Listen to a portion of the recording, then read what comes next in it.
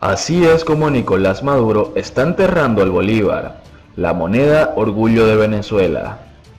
Aunque nunca se ha dicho de manera formal, todas las decisiones de política económica que se adoptan en Venezuela parecen apuntar hacia la supresión del bolívar. Nicolás Maduro le ha subido el tono a ese empeño por reflotar el petro, la criptomoneda que se inventó a la par de la evidente destrucción del poder de compra de la moneda local y de lo inútil que resulta el actual cono monetario para asistir las operaciones básicas de la economía. Los venezolanos, según las posibilidades de cada quien, se refugian en el dólar. Dado que los primeros días de 2020 el bolívar se ha devaluado en más de 40% y que la expectativa es que haya un recrudecimiento del proceso hiperinflacionario en Venezuela, ya los distintos sectores de la economía han asumido al dólar como la referencia que permite cierta estabilidad en la operatividad normal del mercado e imponen su uso de una u otra manera. La organización Transportistas Unidos por Venezuela, que agrupa a las principales asociaciones de transportistas del país, está exigiendo en principio elevar la tarifa urbana al equivalente a 20 centavos de dólar, aunque el monto que estima necesario es de 60 centavos de dólar por pasaje. Recientemente Nicolás Maduro decretó un aumento del salario mínimo que lo coloca en el equivalente a 3 dólares mensuales, lo que pone al descubierto los desbalances que experimenta la economía. En el sector privado, las remuneraciones están por encima de ese nivel, pero el salario mínimo sí es un referente para el pago a los trabajadores del sector público y a los pensionados.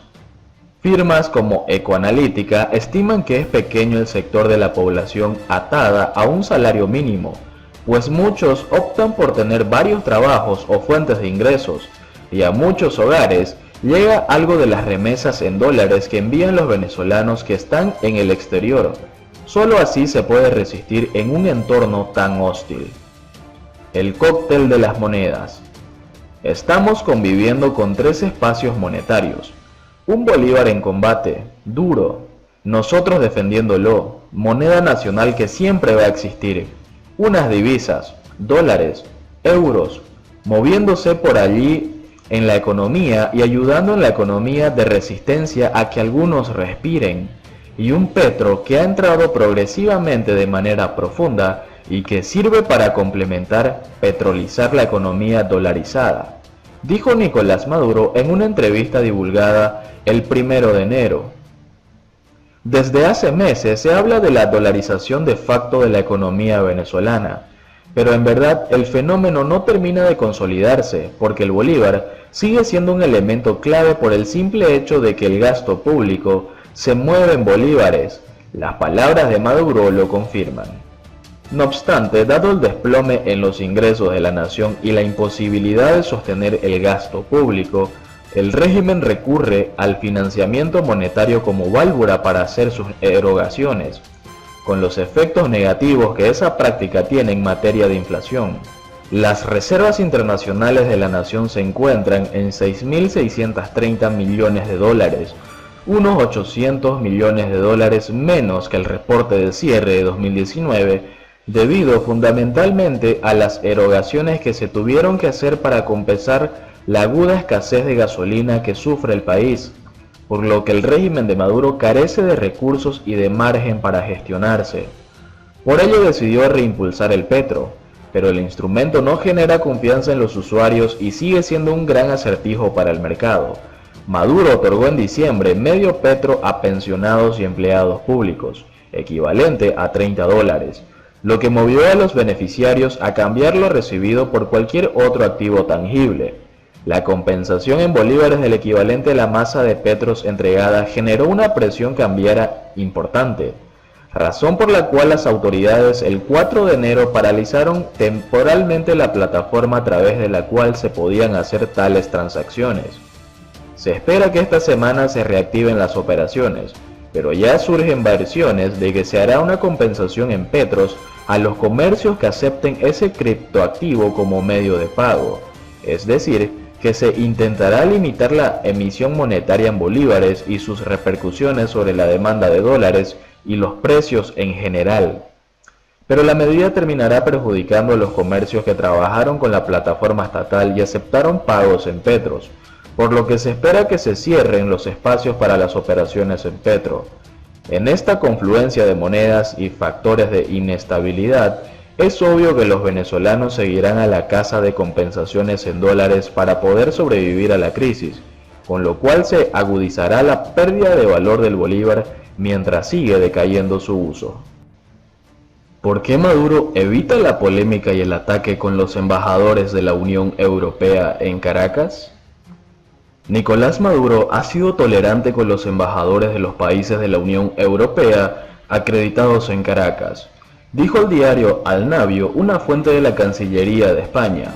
Si bien desde Europa se ha condenado al régimen y se ha reconocido a Juan Guaidó, Maduro ha evitado ir contra los representantes diplomáticos en Venezuela que apoyan a la oposición. ¿Por qué Maduro actúa así? Nicolás Maduro está copiando el libreto de Cuba, dice una fuente del Ministerio de Asuntos Exteriores de España al diario Al Navio. La fuente se refiere al libreto diplomático de La Habana hacia la Unión Europea. A esta la consideran el contrapeso a Estados Unidos, ahora que el gobierno de Donald Trump lidera una estrategia de máxima presión contra los regímenes de Venezuela y Cuba. La fuente afirmó que Nicolás Maduro ha sido tolerante con los embajadores de los países de la Unión Europea acreditados en Caracas. ¿Por qué lo hace? A pesar de lo ocurrido con el embajador alemán de Venezuela, Daniel Kriner, y a pesar de la decisión de declarar al líder opositor Leopoldo López huésped en la residencia del embajador español Jesús Silva, el embajador de Alemania Daniel Kriner fue declarado persona no grata en Venezuela en marzo de 2019. El motivo, sus recurrentes actos de injerencia en los asuntos internos del país. Daniel Kriner se opuso frontalmente al régimen en repetidas ocasiones. Fue uno de los embajadores europeos que, para evitar la detención de Juan Guaidó en su regreso a Venezuela desde Colombia, acudió a su recepción en el aeropuerto de Maiquetía. Allí a Kriner le acompañaban los representantes diplomáticos de España, Francia, Países Bajos, Portugal y Rumania. Ninguno de estos fue sancionado por Maduro, pero Kriner sí. La diferencia fue, explicó a este diario La Fuente, el activismo descarado a favor de Guaidó y en contra de Maduro que exhibió el representante alemán. Por lo anterior, Kriner fue sancionado por Maduro, quien 4 meses después rectificó. En julio, el régimen le permitió volver al país en un gesto que demuestra la tolerancia de la que habla La Fuente. Otro gesto, agregó, fue que Maduro no se ha metido en el caso de Leopoldo López. Él expresó del régimen que el embajador de España mantiene como huésped en su residencia en el Country Club. Con todas estas acciones, Maduro apunta hacia varios objetivos: aliviar su imagen ante Europa, apurar un acercamiento hacia Borrell, canciller de la Unión Europea, ratificar que España es el puente clave entre Europa y América Latina. Lo que Europa hace es porque España lo sugiere, dijo la fuente, y lo que España hace es porque Josep Borrell marca la pauta. Según la fuente, uno de los objetivos de Josep Borrell, como jefe de la diplomacia en la Unión Europea, es reactivar la relación con América Latina, así lo ha dicho. Y Maduro de algún modo pretende sostener el puente con Borrell y con España, país que lidera la relación entre Europa y Latinoamérica. Si bien el régimen ha conseguido que Europa sea un contrapeso en cuestiones como las sanciones económicas de Estados Unidos contra Maduro, Josep Borrell dice que son inaceptables y que golpean a la población, discurso que también defiende el chavismo.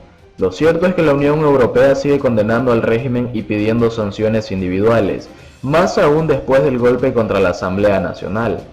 En enero de 2019 condenaron a Maduro como un presidente ilegítimo. Poco después, cuando Juan Guaidó juró como presidente encargado, la mayoría de los países de la Unión lo reconocieron. El año pasado también se renovaron las sanciones contra los ministros y jueces de Nicolás Maduro, y se ampliaron. En julio se impusieron medidas administrativas contra los militares que torturaron hasta la muerte al capitán Rafael Acosta Arévalo. Mientras en la Eurocámara los grupos mayoritarios populares, socialistas y liberales han hecho causa común para denunciar los abusos del régimen presionarlo para celebrar elecciones presidenciales y que la Unión Europea imponga más sanciones individuales, esfuerzos que continúan este 2020. Esta semana en Estrasburgo comienza el juicio político de Luis Parra, el diputado que usó Maduro para el golpe de Estado contra el Parlamento, un juicio que concluirá el próximo martes 21 de enero contra la reunión de la Comisión Europea en Bruselas, en la que no se descartan sanciones al propio Luis Parra, tal como confirmó Borrell.